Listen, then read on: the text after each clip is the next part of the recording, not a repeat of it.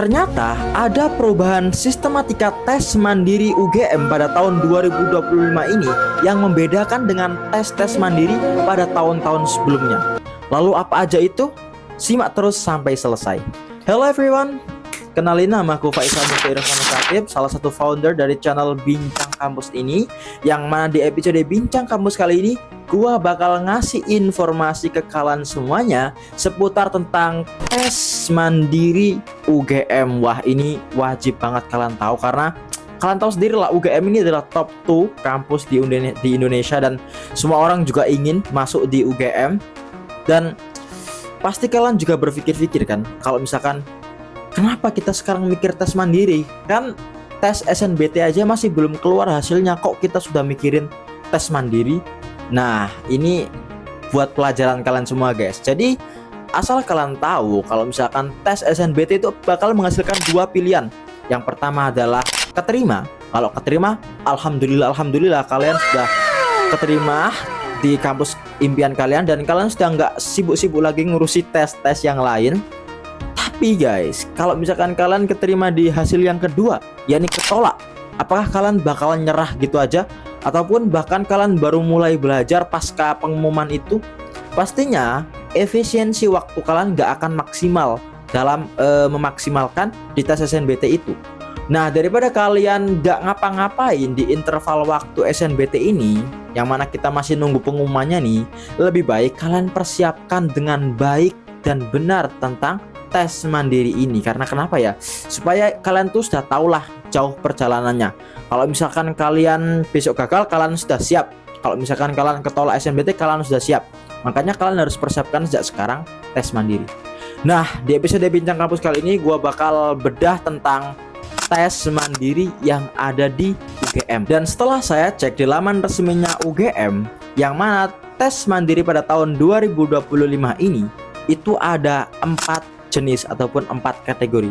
Aslinya ada 5, cuman yang kelima ini kurang formal. Jadi yang keempat ini yang lebih terkhususkan untuk mahasiswa yang ada di Indonesia. Lalu apa aja 4 jenis mandirinya dan bagaimana sistematikanya dan bahkan deadline-deadline-nya bagaimana? Simak terus sampai selesai. Oh ya guys, buat kalian semua yang masih belum subscribe channel Bincang Kampus ini, kalian bisa langsung klik subscribe dan juga jangan lupa like, share dan komen di video kali ini supaya subscribe, share, like dari kalian semuanya itu memotivasi saya untuk lebih mengembangkan channel Bincang Kampus ini. Dan Bincang Kampus ini juga bakal ngasih informasi yang sangat bermanfaat buat kalian semuanya, baik itu seperti beasiswa ataupun bahkan informasi lomba ataupun bahkan informasi seputar jurusan-jurusan yang trending, pekerjaan-pekerjaan yang oke dengan gaji-gaji yang oke. Jadi sangat recommended banget buat kalian yang pengen menata masa depan kalian. Langsung subscribe channel Bincang Kampus ini. Tanpa berlama-lama, mari kita masuk ke pembahasannya. Nah, seperti yang saya singgung sebelumnya, bahwasanya tes mandiri yang diselenggarakan di UGM ini pada tahun 2025 itu ada 5 jenis, aslinya 4 jenis. Nah, apa aja itu? Yang pertama yakni adalah UGM CBT, yakni ujian mandiri UGM yang berbasis komputer. Yang mana di tes ini nanti akan saya breakdown lagi di next stage, nanti saya akan jelaskan. Nah, yang kedua yakni adalah PBUB, yakni adalah penelusuran bibit unggul berprestasi. Ya, nanti juga saya akan breakdown juga. Lalu yang ketiga ada PBUTM, yakni adalah penelusuran bibit unggul tidak mampu. Nah, ini intinya nanti kalau kurang lebih buat orang yang kurang mampu lah, tapi nanti juga saya akan breakdown. Habis itu yang keempat ada jalur afirmasi Tridharma. Ini jalur-jalur yang punya mitra kerjasama dengan UGM. Nah, yang kelima ini adalah IUP atau International Integrated Program. Ini kayak program untuk international student, jadi enggak untuk seluruh mahasiswa di Indonesia. Jadi mungkin saya katakan hanya 4 saja tadi, yakni adalah UGM CBT, PBUB sama PBUTM sama ada afirmasi Tridharma. Kita mulai dari tes mandiri yang paling umum, yakni adalah UGM CBT, yakni adalah tes mandiri berbasis komputer. Nah, apa perbedaannya sama tahun-tahun yang lalu? Nah, hal ini dijelaskan oleh Profesor Gandis Retno selaku Direktur Pendidikan yang ada di UGM, yang mana dia mengatakan bahwasanya tesnya ini akan berubah alias berbeda dengan tahun-tahun sebelumnya. pada tahun-tahun sebelumnya, tes mandiri yang berbasis CBT ini itu diklasifikasikan menjadi 3 kelas, yakni ada saintek, ada sosum, sama ada yang campuran. Akan tetapi guys, pada tahun 2025 ini itu sistemnya sudah diubah. Kalau saya nggak salah itu nggak hanya UGM saja yang pakai sistem ini, tapi ada beberapa kampus atau bahkan semua kampus di Indonesia juga pakai sistem ini. Yang mana mata pelajarannya diganti. Yang pertama diganti dengan apa? Diganti dengan TKD, yakni tes kompetensi dasar. Nah, apa aja materi-materi tes kompetensi dasar ini? Nah, TKD itu materinya ada bahasa Indonesia, ada bahasa Inggris, dan juga ada matematika dasar. Ya mungkin kelihatannya materinya tambah banyak ya, tapi katanya ini dasar-dasar semuanya, jadi makanya dipanggil tes kompetensi dasar. Nah, habis itu ada yang kedua, yakni adalah TKA, yakni tes kompetensi akademik. Nah, apa itu tes kompetensi akademik dan materi apa aja yang diujikan di TKA ini? Jadi di TKA ini adalah tes yang mana kalian akan diujikan 2 materi yang menunjang prodi Anda. Nah, ini yang soal-soal inilah yang akan berbeda di setiap orangnya sesuai dengan prodi yang dipilih. Misalkan di prodi fisika, FMIPA misalkan. Nah, di prodi fisika misalkan kalian ingin masuk fisika, maka materi yang harus kalian siapkan untuk tes komputer ini adalah fisika sama matematika. Atau misalkan kita ambil lagi, misalkan kalian ingin daftar di sosiologi. Nah, di sosiologi berarti Anda harus belajar 2 materi yang mendukung sosiologi ini, yakni pelajaran sosiologi itu sendiri sama sejarah. Dan jurusan-jurusan yang lain juga berbeda-beda. Nah, buat informasi seputar prodi kalian ini materinya apa aja sih yang harus dipelajari? Nah, untuk informasi tersebut kalian bisa langsung cek laman resmi di UGM, yakni di um.ugm.ac.id, di mana di situ sudah dijelaskan semuanya prodi-prodi itu yang harus dipelajari itu materi-materi apa aja, supaya kalian juga sudah bisa mempersiapkan sejak sekarang, dan juga kalian juga nggak salah dalam pelajari suatu hal. Masa kalian mau masuk sosiologi tapi belajarnya malah ke saintek kayak fisika, kan nggak nyambung. Nah, biar nggak ada kesalahan materi, makanya kalian harus cross check dulu ke laman resminya supaya tidak ada kesalahan. Oke? Oh iya guys, sama for your information, ini informasi seputar dengan UGM yang CBT tadi, yang mana semuanya diperbolehkan untuk mengikuti tes ini dengan syarat kalian sudah lulus maksimal 2 tahun.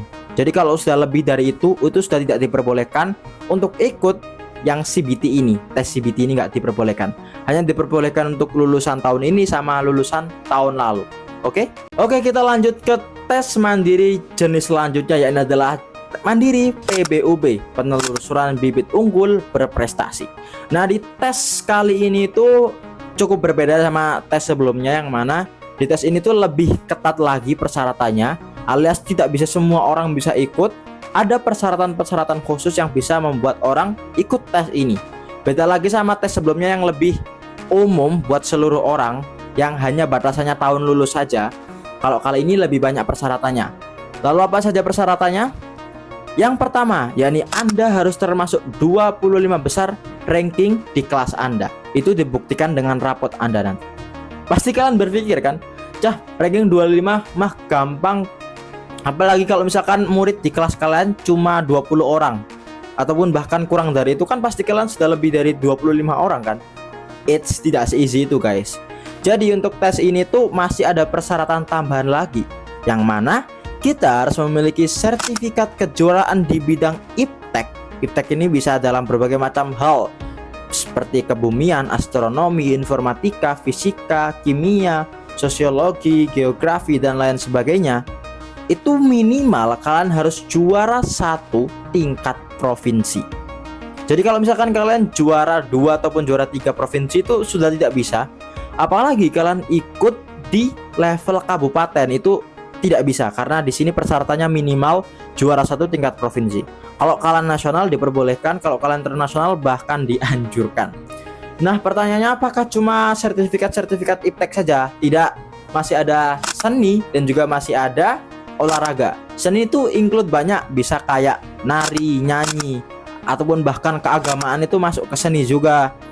Habis itu banyaklah event-event yang berbasis seni. Kurang lebih seperti yang saya cantumkan berikut. Ini adalah lomba-lomba berbasis seni. Habis itu tidak hanya seni saja, ada juga olahraga. Olahraga ini match juga bisa ke sepak bola, futsal, voli, basket, dan lain-lain sebagainya. Nah, untuk prestasi seni dan juga olahraga ini, itu juga minimal harus juara 1 sama juara 2 tingkat provinsi. Kalau misalkan kalian masih tingkat kabupaten, itu sangat tidak diperbolehkan. Kalau misalkan tingkat nasional ataupun bahkan internasional, itu sangat dianjurkan, yang mana kalian pasti punya probabilitas untuk lolos lebih tinggi. Iya guys, sama ini yang cukup penting juga. Ini ada semakin ketat lagi persyaratannya, yang mana tidak semua event itu diterima sama UGM. Jadi tidak semua sertifikat yang mungkin ya kalian lomba nyanyi nih juara 1 di tingkat provinsi, tapi eventnya itu nggak yang dicari sama UGM, itu juga tidak bisa. Harus event-event yang sesuai dengan persyaratannya UGM. Lalu event-event lomba apa yang sesuai dengan persyaratan UGM? Nah, setelah saya cek di laman resminya UGM tentang seputar tes mandiri, lomba-lomba yang sangat diprioritaskan dari pihak UGM adalah lomba-lomba yang resmi dari pemerintah, baik itu dari Kemendikbudristek seperti OSN, ataupun seperti dari Kemenak seperti KSN, ataupun event-event Puspernas lainnya, mungkin seperti ada opini, ada opsi, habis itu juga fiksi, dan lain-lain sebagainya. Ataupun bahkan kalian lomba debat juga diperbolehkan, ada LDBI ataupun NSDC, National School Debating Championship, itu juga ada. Itu juga direkomendasikan sama UGM. Ataupun kalian punya sertifikat yang pernah diikut sertakan, yang mana lokasi lombanya itu di UGM, itu juga diperbolehkan untuk disertakan di tes kali ini. Kalau misalkan event-event seni ataupun event-event kayak olahraga, itu mungkin cari informasi yang resmi kayak Kejurnas, Porprov, ataupun bahkan yang kalau nyanyi itu kalau nggak salah ada FLS 2N ataupun FLS 3N, itu juga termasuk seni. Pokoknya event-event yang berbasis Puspernas yang di bawah naungan dinas itu sangat diprioritaskan dari pihak UGM. Nah, lanjut ke kategori yang ketiga, yakni adalah PBU-TM, penelusuran bibit unggul tidak mampu. Nah, di mandiri jenis kali ini itu juga persyaratannya lebih ketat lagi dari 2 sebelumnya. Bukan lebih ketat sih, lebih banyak gitu untuk bisa ikut yang PBU-TM ini. Nah, jadi persyaratannya apa? Persyaratannya itu selain hanya di bidang berprestasi, ternyata ini ada aspek finansial alias ketidakmampuan dari pihak orang tua. Nah, apa saja sih kriteria persyaratannya itu untuk bisa ikut PBU-TM ini? Jadi yang pertama, pendapatan kedua orang tua kalau digabung itu harus paling maksimal itu 4 juta, tidak boleh lebih. Kalau maksimal 4 juta itu baru boleh ikut PBU-TM ini. Nah, ini juga dimodelkan kalau misalkan setiap satu anak atau setiap satu tanggungan keluarga itu paling maksimal itu 750.000. Misalkan nih, sekeluarga itu berisikan 5 orang. Nah, penghasilan keluarga kalian itu 5 juta. Jadi setiap orangnya itu bakal dapat 1 juta. Nah, ini tuh sudah melebihi ambang batas persyaratan. Karena kenapa? Karena batas maksimal satu orangnya itu 750.000. Nah, ini yang harus di breakdown di sini supaya kita bisa tahu sistematika dari PBU-TM ini. Nah, ditambah lagi sama satu lagi, yakni orang tua kalian, baik bapak ataupun ibu, itu tidak boleh ada yang sampai S2 alias maksimal S1. Kalau misalkan ada yang S2 salah satu pun, itu sudah tidak bisa ikut PBU-TM ini. Nah, lanjut ke yang paling terakhir, yakni adalah jalur mandiri afirmasi Tridharma, yang mana jalur afirmasi sendiri itu adalah jalur yang dibuat untuk mitra kerjasama sama UGM. Baik manapun yang punya mitra kerjasama sama UGM itu bakal ada jalur khusus yakni di Tridharma ini. Dan tidak hanya itu, katanya juga fokusnya untuk ke daerah yang 3T yang tertinggal lah, intinya pelosok-pelosok itu punya potensi untuk bisa ikut di tes afirmasi Tridharma ini, tapi lebih terkhususkan untuk yang punya mitra dengan UGM. Nah, sekarang kita masuk ke deadline tesnya. Nah, kira-kira deadline-nya ini dari tanggal berapa sampai tanggal berapa sih? Nah, ini kalian wajib tahu. Kalau bisa kalian siapkan kertas sama pulpen supaya kalian bisa catat dan tidak lupa deadline-nya, supaya nggak ada keteteran-keteteran dan mempersiapkan lebih baik. Oke, kita mulai dari yang PBUB sama PBU-TM. Jadi deadline dari tes PBUB sama PBU-TM itu dimulai dari tanggal 6 Mei sampai tanggal 25 Juni tahun 2025. Nah, Ini kan tadi kan ada yang sampai nyertakan sertifikat bukan ya, baik yang iptek ataupun yang seni ataupun olahraga. Nah yang iptek ini tidak perlu ada tes lagi. Nah buat yang olahraga sama seni itu ada tes lagi, yang namanya itu tes keterampilan. Nah tes keterampilannya ini kan akan diselenggarakan di tanggal 25 sama 26 Juni, yang mana di tes ini akan menguji keterampilan kalian, bakat-bakat kalian yang diperlombakan itu. Kalau misalkan nyanyi ya bakal dites lagi nanti nyanyinya seperti apa, ataupun fotografi nanti akan dites lagi fotografinya seperti gimana dan lain-lain sebagainya. Untuk lokasi CBT-nya ini sendiri juga, untuk lokasi tesnya ini sendiri juga hanya ada di Jakarta sama di Jogja saja. Jadi terpusat di situ, buat kalian semua harus ke kedua tempat itu. Nah, untuk jalur selanjutnya ya ini adalah afirmasi Tridharma, itu pembukanya itu sudah bulan Maret. Kalau nggak salah akhirnya itu sudah sampai 17 April dan pengumumannya itu bahkan sudah 30 April kemarin, tapi saya kurang tahu untuk afirmasi Tridharma ini. Nah, tes yang paling terakhir ya ini adalah tes yang UM-UGM CBT tadi, yang mana tes UM-UGM CBT ini tuh deadline-nya tanggal 6 Mei sampai tanggal 10 Juni. Itu catat-catat biar kalian tidak kelupaan. Sama lokasinya juga berpusat di Jakarta sama di Yogyakarta. Untuk informasi lengkap seputar dengan cara pendaftarannya bagaimana dan sistematika lainnya, kalian bisa langsung cek sendiri di laman resminya UGM, yakni di umugm.ac.id. Nah, for your information juga, mungkin ini sekedar informasi tambahan aja buat kalian yang besok alhamdulillah misalkan kelolos tes mandiri UGM ini. Buat yang masuk jurusan-jurusan saintek itu kalian akan dikenakan biaya gedung ataupun IP sebanyak 30 juta. Dan kalau misalkan sosum akan dikenakan 20 juta. Itu saja penjelasan dari saya seputar tes mandiri yang ada di UGM. Semoga bermanfaat bagi kalian semuanya dan saya doakan kalian diterima di tes SNBT ataupun di tes mandiri ini juga.